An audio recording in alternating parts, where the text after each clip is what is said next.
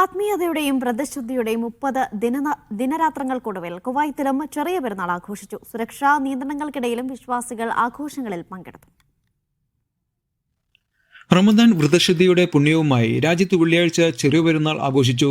സുരക്ഷാ മുൻകരുതലുകളുടെ ഭാഗമായി ഇത്തവണ പെരുന്നാൾ നമസ്കാരം പള്ളികൾക്കുള്ളിൽ മാത്രമായി പരിമിതപ്പെടുത്തി. ആത്മസംസ്കരണത്തിന്റെ 30 ദിനരാത്രങ്ങൾക്ക് ശേഷം സ്നേഹത്തിന്റെയും സമഭാവനയുടെയും സന്ദേശമായി വിശ്വാസികൾ പെരുന്നാൾ ആഘോഷിച്ചു. രാജ്യത്തിന്റെ വിവിധ ഭാഗങ്ങളിലെ പള്ളികളിൽ പതിനായിരങ്ങൾ രാവിലെ പെരുന്നാൾ നമസ്കാരത്തിൽ പങ്കെടുത്തു. സംഘർഷ സാഹചര്യങ്ങൾ നിലനിന്നിട്ടും പള്ളിമുറ്റങ്ങളിൽ ഊഷ്മള സ്നേഹത്തിന്റെ കാഴ്ചകൾ നിറഞ്ഞു.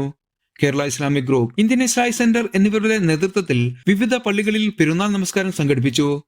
പുതുവസ്ത്രങ്ങൾ ധരിച്ചും പരസ്പരം ഈദാശംസകൾ കൈമാറിയും വിശ്വാസികൾ പെരുന്നാളിന്റെ സന്തോഷം പങ്കുവച്ചു. സലീം കോട്ടയിൽ, മീഡിയ 1, കുവൈറ്റ് സിറ്റി.